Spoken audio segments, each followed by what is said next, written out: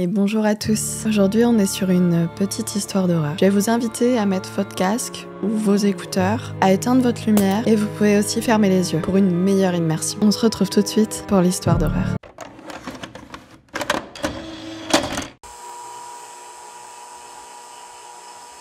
Nous étions heureux, Barbara et moi. Elle travaillait beaucoup, mais je profitais de chaque petit instant que je pouvais passer avec elle. Chaque petit moment était précieux. Elle était avocate et moi agent immobilier. Elle défendait l'opprimé, tandis que moi, je vendais de grandes maisons sur la côte. D'ailleurs, elle et moi avions une magnifique maison, chaleureuse, accueillante, familiale et joliment décorée. Elle était dans un esprit bohème, quelque chose de très cocooning. Des tableaux, des miroirs, des plantes. C'est Barbara qui avait pris soin de faire la décoration. Et je dois dire qu'elle avait fait ça avec goût. Oh, mais d'ailleurs, je vous ai pas raconté comment j'avais rencontré Barbara. Barbara était avocate. Elle habitait à Paris et après 10 ans à exercer, elle avait envie de trouver un coin un peu plus paisible pour se reposer. Elle continuait à travailler, mais elle avait envie d'un cadre un petit peu plus sympathique. Elle cherchait un petit cocon près de la mer pour se ressourcer. Elle s'est naturellement retrouvée sur nos plages de la Méditerranée et nous nous sommes rencontrés à ce moment-là. La première fois qu'elle est rentrée dans mon agence immobilière, mon cœur, j'ai cru qu'il allait exploser.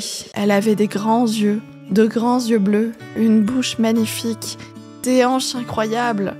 Et sa voix, sa douce voix. Je savais déjà que je l'aimais et que je l'aimerais toute ma vie. Mais elle n'était pas facile à convaincre. J'ai tenté de me ressaisir et j'ai tout fait. Tout fait pour qu'elle trouve cette maison qui la ferait rester finalement près de moi. Il fallait que je lui trouve la maison de ses rêves pour qu'elle reste dans la région et que nous puissions fonder la famille que j'avais toujours imaginée. Je lui ai fait visiter plusieurs maisons et il faut dire qu'elle était assez difficile. Moi, à chaque visite, j'essayais de me rapprocher d'elle.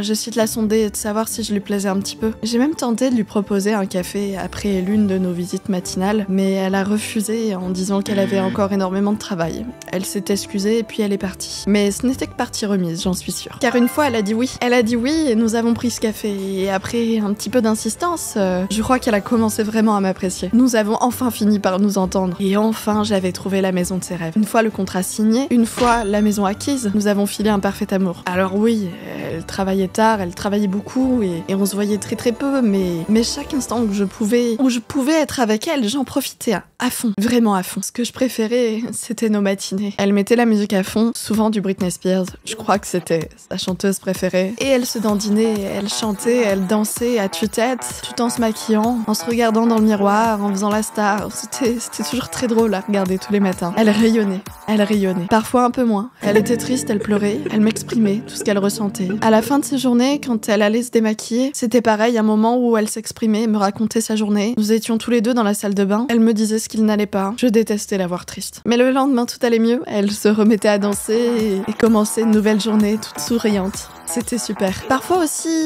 nous étions interrompus par son téléphone. Elle recevait un message et s'en allait soudainement. Ça, c'était moins plaisant. Nous avions rarement la possibilité de manger ensemble à cause de nos horaires, mais elle me laissait tout le temps un petit quelque chose dans le frigo. Donc nous mangions en décalé, mais ce n'était pas grave. J'avais juste hâte qu'elle rentre. Nous irions une autre fois au restaurant. Nous pouvions rattraper le temps perdu, ce n'est pas un problème. Elle était tellement prise que, par moments, je profitais même des moments où elle dormait, car je savais que là, au moins, elle n'avait aucune émotion, elle n'exprimait rien du tout, elle était tranquille, elle dormait paisiblement, et tout semblait aller pour le mieux. Et moi, je profitais de ce moment de silence, de calme, pour la regarder un maximum. Elle était avec moi, elle était rien qu'à moi, et j'adorais ça, vraiment. Mais je savais que le matin, il fallait qu'elle se dépêche, qu'elle ne soit pas en retard, alors moi, je me levais tôt. J'avais l'habitude de me lever tôt. J'essayais le plus de fois possible de lui faire une petite attention avant qu'elle ne se réveille. Par exemple, il y a une fois où je lui ai laissé une rose rouge magnifique. On y voyait encore la rosée du matin. J'ai posé cette rose sur la table à manger en espérant qu'elle la trouve le matin et que ça lui donnerait le sourire, en espérant qu'elle ait passé une bonne nuit. J'avais aussi pour habitude de rassembler ses affaires avant qu'elle n'aille travailler pour pas qu'elle soit en retard ou quoi que ce soit. Je rangeais ses affaires de travail qu'elle avait laissées éparpillées partout sur la table à manger et je prenais ses clés de voiture, je rassemblais tout. Comme ça, le lendemain, elle pouvait partir tranquillement, l'esprit serein, avec toutes ses affaires, sans avoir rien oublié. Je m'occupais d'elle en soi. Je voulais qu'elle soit heureuse, qu'elle se sente protégée. Mais étonnamment, ça semblait plutôt la contrarier. Peut-être que j'en faisais trop. Elle a commencé à avoir peur et après, c'était vraiment de la contrariété et c'était déconcertant, je pensais faire les choses bien. En fait, j'ai l'impression qu'avec le temps, nous étions en train de nous éloigner. Et ça m'inquiétait beaucoup. Je l'ai compris le jour où son téléphone n'arrêtait plus de vibrer. Des appels, des messages, et nous étions tout le temps interrompus durant nos discussions. Elle n'avait visiblement plus de temps pour moi. Et en plus, c'était bizarre, à chaque fois qu'elle regardait son téléphone pour lire un de ses messages, elle avait le sourire aux lèvres, comme si quelqu'un d'autre que moi arrivait à la faire sourire. Et puis, 2 semaines après, elle a découché, elle n'est pas rentrée, et j'ai su là qu'il y avait un problème. Elle était moins là le soir et maintenant elle découchait carrément. Un jour, c'est moi qui ai eu une drôle de surprise. Il était 2h du matin quand j'ai entendu un énorme bruit.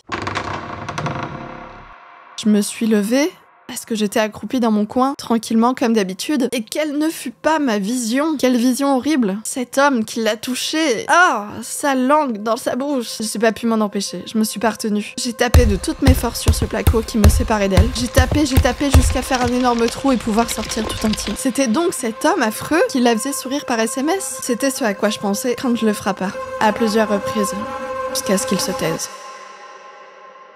Elle me regardait dans un coin accroupi de la pièce, jusqu'où elle avait rampé. Elle me regardait comme si elle ne m'avait jamais vue, comme si elle ne me connaissait pas. Tant on se connaissait si bien, en tout cas moi je la connaissais. Alors oui, elle ne connaissait pas mon prénom. Oui, elle ne savait pas à quel point je l'aimais. Mais tout de même, moi je savais que notre histoire pouvait être une grande histoire d'amour. J'ai réussi à faire taire l'homme, et il ne la touchera plus jamais. Je me suis excusée comme j'ai pu auprès de Barbara. Elle n'a rien dit, elle tremblait, et j'avais peur. Je sais que je lui avais fait peur aussi. Je m'en voulais un peu, mais je savais que c'était la meilleure chose à faire. Je me suis excusée, je lui ai dit que je réparerais les dégâts pour le placo, le mur, et j'y suis retournée.